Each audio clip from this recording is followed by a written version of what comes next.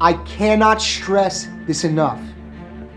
You need to be scouring this website day and night. It is updated by the minute. There are tens of thousands of solicitations on this website. Each one is 40 to 50 pages long. If you see something interesting, you bring it to me. If you bring it to me, I'll make you rich. That scene is from the movie War Dogs. This movie was based on a real-life story, and the website he was referring to is called FedBizOps. However, that site has now been changed to Sam.Gov. It's a real site with opportunities that can change your life if you use it correctly. Let's embark on how to use this website to make at least $100,000 per contract. To put Sam.Gov in the most simplest terms, imagine you have a big toy box with lots of toys inside. Sam.Gov is like a special box for the government. It helps the government buy things and work with companies that make and sell things. Your job is to supply them with your goods, services, or whatever you're good at. Let's go. Go to your browser and type in Sam.Gov. It's free. You don't have to sign up to see what's available. Just follow along with me and I'll show how this may work for you. On the main page, click Search. Then click on Contract Opportunities. Then go to Notice Type. Then go to Sources Sought. And voila! There are thousands of listings for Sources Sought alone. Sources Sought is a term you'll often hear in the world of government contracts. Sources sought play a crucial role in the procurement process. But what does it mean? In a nutshell, sources sought are preliminary investigations by the government. They're like a shout out into the marketplace, allowing the government to gauge who might be interested and capable of fulfilling a potential contract. Now, you may be asking, what exactly is sources sought? Sources sought may sound complex, but it's not. Let's dissect it. In essence, sources sought is a tool for market research. Imagine it as a survey, a method employed by government agencies to measure the potential availability of qualified small business sources. Visualize this. A government agency has a project on their mind. They are on a hunt for potential contractors who can fulfill the contract. Rather than jumping into the unknown, they use sources sought to sneak a peek at the market. Think of it as a periscope, to discover who's out there, who's qualified, and who's interested. The process is direct and clear-cut. The agency announces a sources sought notice, detailing the potential contract's scope and requirements. Now, imagine small businesses stepping up to respond to this notice, signaling their interest and showcasing their qualifications. Picture this information being collated by the agency, a crucial step in discerning the availability and capability of potential contractors. Now that you've got the basics down, let's look at a couple of real-world examples. Here, we see the government needs remote video games kits, and your job is to figure out who sells it. Once you find that out, you present it as an option for the government to buy. It's like being a matchmaker between the government and the sellers of the kit. But let's take a look at the details. First, we have the notice ID, which will be needed to keep track of this particular job notice. Then we have the original published date and the original response date that you have to respond to this notice. Also, we have the NAICS code. This is the category which, in this case, is 459120, which is hobby, toy, and game retailers. What is the NAICS code, you ask? NAICS, or the North American Industry Classification System code, is a statistical standard. Federal agencies use this tool to classify business establishments. Why? Well, it's all about the collection, analysis, and publication of statistical data related to the U.S. business economy. In other words, it's how they keep their finger on the pulse of our nation's business activities. The NAICS code is a critical tool for the government's economic data collection. Now, you might be asking, how does the NAICS code work? The NAICS, or North American Industry Classification System code, is a 6-digit code that categorizes industries based on economic activity.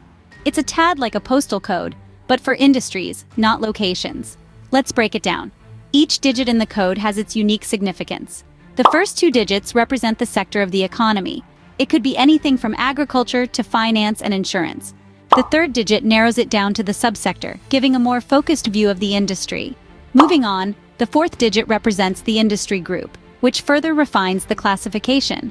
The fifth digit identifies the NAICS industry. And finally, the sixth digit marks the national industry. This hierarchical structure provides a high to a low-level view of the industry. So, in essence, the NAICS code is a comprehensive system classifying every industry in North America. You must know your NAICS code. Why, you ask? Well, the government uses these 6-digit codes to classify industries and set size standards. This is the government's way of ensuring that contracts are awarded to businesses that have the capacity and expertise to fulfill them. Now, here's the exciting part. Once you know your NAICS code, you can use it to identify potential government contracts in your industry. It's like having a secret decoder ring for government contracts. So don't underestimate the power of your NAICS code. It's not just a number. It's a tool that can unlock a world of opportunities. Remember, your NAICS code is your key to unlocking potential government contracts on Sam.Gov. Understanding your NAICS code is crucial for doing business with the government. It's more than a simple classification system. It's a language that bridges the gap between your business and potential government contracts.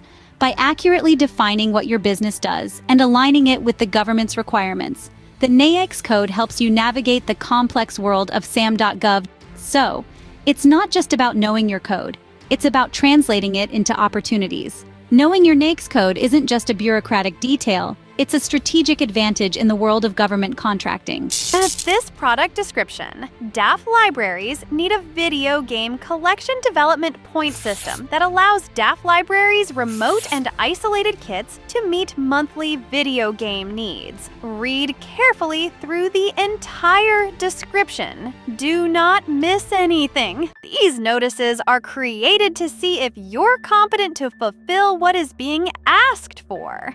Here we have another example, a notice for kitchen cameras. Always record the notice ID. Now, if we go below the description, you see an attachment. Click and download the attachment. Let's take a look. Okay, here we have the downloaded document. Scroll down to the description and take note of the person to contact if you have any additional questions about each notice. Now let's take a look at the scope of work. Okay, what is the scope of work?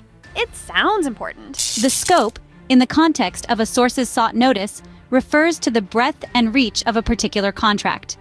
It outlines the specific requirements, duties, and responsibilities that a contractor is expected to fulfill. In essence, it's the blueprint of the contract, providing a detailed summary of what the government is looking to achieve with the contract. For instance, if the government is seeking contractors for a road construction project, the scope might include details like the length of the road to be constructed, the type of materials to be used, the expected timeline for completion, and any other specific requirements or standards that the contractor should meet. On another hand, if the contract is for providing IT services to a government agency, the scope might outline the type of IT services required, the number of personnel needed, the expected level of expertise, and the duration of the contract. One can think of the scope as the backbone of a sources sought notice. It provides potential contractors with a clear understanding of what the government expects from them. It is a pivotal point around which the entire contract revolves. But why is understanding the scope so important? When a business responds to a sources sought notice, a clear understanding of the scope helps them tailor their capability statement to match the government's needs. It allows them to showcase how they are uniquely qualified to fulfill the requirements of the contract. Moreover, the scope can also give potential contractors an idea of the scale of the project.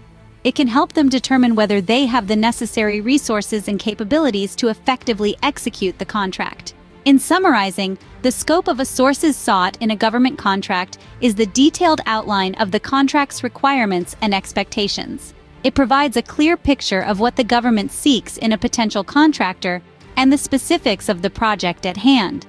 An understanding of the scope is key in crafting a capability statement that aligns with the government's needs and showcases a business's unique qualifications. It can also help potential contractors assess their ability to undertake the contract effectively. Remember, in the world of government contracts, the devil is in the details. If you want more detailed information on getting contracts, please comment more information below. We'll create a part 2 of this video.